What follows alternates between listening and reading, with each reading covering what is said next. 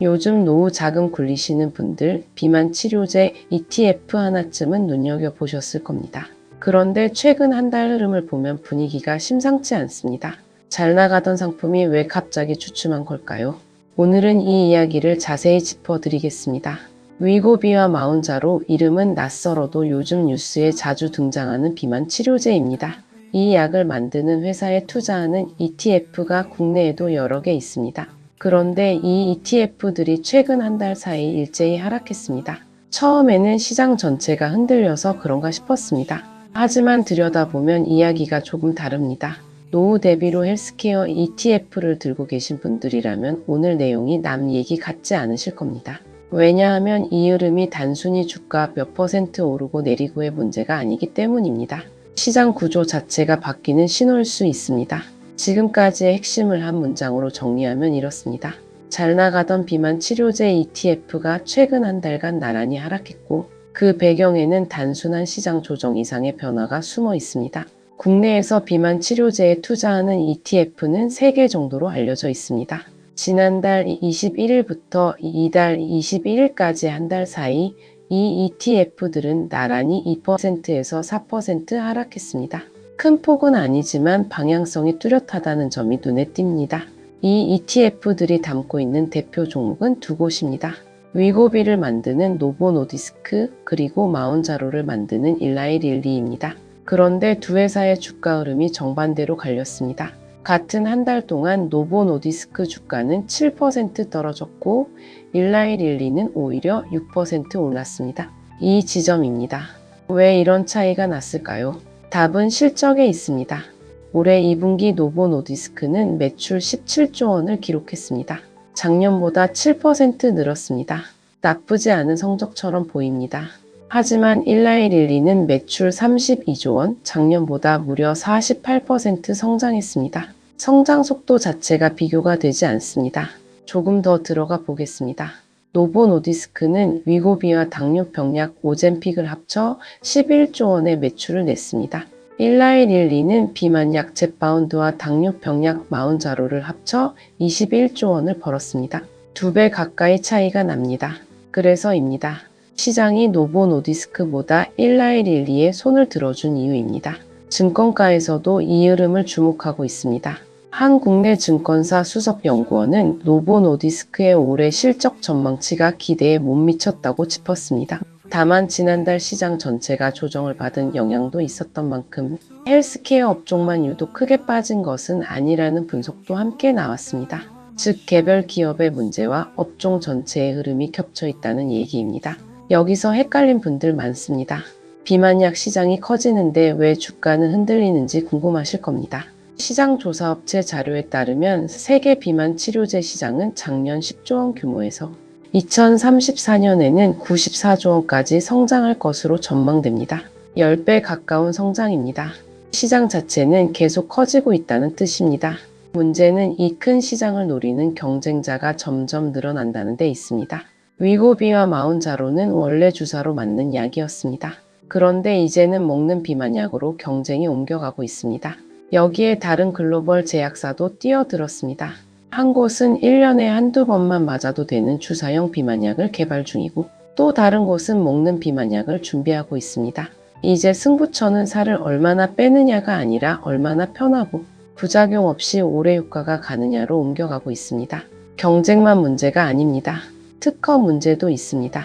위고비의 핵심 성분인 세마글루타이드는 올해 인도와 캐나다, 중국 등에서 특허가 차례로 만료됩니다. 실제로 인도의 한 제약사는 지난 3월 위고비 가격의 8분의 1 수준인 복제약을 이미 내놓았습니다. 가격이 8분의 1이라는 건 그만큼 원조약의 가격 경쟁력이 흔들린다는 뜻입니다. 한국은 2028년, 미국은 2031년에 특허가 만료될 예정입니다. 아직 시간이 있어 보이지만 시장은 늘 그보다 먼저 움직입니다. 국내 기업들의 움직임도 짚어보겠습니다. 한 국내 바이오 기업은 여러 표적에 동시에 작용하는 비만 치료제를 개발하고 있고 올해 11월 학회에서 동물 실험 결과를 발표할 예정입니다. 또 다른 제약사는 국내에서 비만약 임상 3상을 진행 중이고 다른 회사는 먹는 비만약을 준비하고 있습니다. 한 국내 제약사는 연말까지 한국인 체형에 맞춘 비만약을 선보이겠다는 계획도 밝혔습니다. 국내 시장에서도 후발주자들의 참전이 본격화되고 있다는 뜻입니다. 지금까지의 핵심을 한 문장으로 정리하면 이렇습니다. 비만 치료제 시장은 계속 커지고 있지만 경쟁자와 복제약이 늘면서 원조약을 만드는 회사들의 실적과 주가가 엇갈리기 시작했습니다. 지금까지 나온 숫자들, 그러니까 매출 성장률이나 주가 등락률만 보면 이건 두 제약회사 사이의 순위 다툼처럼 보입니다. 하지만 진짜 포인트는 다른 데 있습니다. 이건 개별 기업의 승부가 아니라 산업 전체의 구조가 바뀌는 신호라는 점입니다. 지금까지 비만 치료제 시장은 원조 신약 두 개가 사실상 독점하다시피 해왔습니다. 그래서 투자자 입장에서는 이 두 회사만 골라 담으면 되는 비교적 단순한 게임이었습니다. 실제로 국내 비만 ETF들도 이 두 회사를 중심으로 설계되어 있습니다. 그런데 특허가 만료되고 복제약이 쏟아지기 시작하면 이야기가 완전히 달라집니다. 가격은 내려가고 경쟁자는 늘어나고 원조 회사의 이익률은 압박을 받습니다. 이게 이제부터 벌어질 일입니다. 이게 참 묘합니다. 시장 규모는 10배 가까이 커진다고 하는데 정작 그 안에서 원조 회사가 가져가는 몫은 예전만 못할 수 있다는 뜻이기 때문입니다. 파이는 커지는데 내가 먹는 조각은 오히려 작아질 수 있다는 겁니다. 이건 비단 제약업계만의 이야기가 아닙니다. 특허로 보호받던 독점적 지위가 끝나갈 때 어김없이 반복되는 패턴입니다. 그렇기 때문입니다. 지금 헬스케어 ETF에 노후 자금을 넣어두신 분들이라면 단순히 어느 회사 주가가 오르고 내리는지만 볼 게 아니라 이 산업의 경쟁 구도 자체가 바뀌고 있다는 점을 함께 봐야 합니다. 개별 사건이 아니라 더 큰 흐름입니다. 지금 두 회사의 실적 격차는 그 흐름이 시작되는 첫 신호일 뿐입니다. 특히 눈여겨봐야 할 부분은 국내 제약사들의 움직임입니다. 셀트리온 같은 대형 바이오 기업부터 중소형 제약사까지 너도 나도 비만 치료제 개발에 뛰어들고 있습니다. 이건 국내 투자자 입장에서는 양날의 검입니다. 국내 기업이 성공하면 새로운 투자 기회가 열리지만 반대로 이 경쟁이 격화될수록 기존 원조약을 만드는 해외 대형 제약사들의 독점적 지위는 더 빨리 흔들릴 수 있습니다. 그래서입니다. 지금 이 순간 비만 치료제 시장을 지켜봐야 하는 이유입니다. 또 하나 생각해 봐야 할 부분이 있습니다. 은퇴를 앞두고 계신 분들 중에는 헬스케어 산업이 고령화 시대에 가장 안전한 성장 산업이라고 생각하시는 분들이 많습니다. 틀린 말은 아닙니다. 다만 그 안에서도 어떤 회사가 어떤 위치에 있는지에 따라 결과는 크게 갈릴 수 있습니다. 독점적 지위를 가진 원조 약 회사와 그 지위를 흔드는 후발주자. 이 둘의 싸움이 앞으로 몇 년간 헬스케어 투자의 가장 중요한 변수가 될 가능성이 큽니다. 지금까지의 핵심을 한 문장으로 정리하면 이렇습니다. 지금 벌어지고 있는 일은 두 회사의 단순한 실적 경쟁이 아니라 특허 만료와 경쟁 심화로 비만 치료제 산업의 구도 자체가 재편되는 큰 흐름의 시작입니다. 오늘 이야기를 정리해 보겠습니다. 비만 치료제 시장은 앞으로도 계속 커질 전망입니다.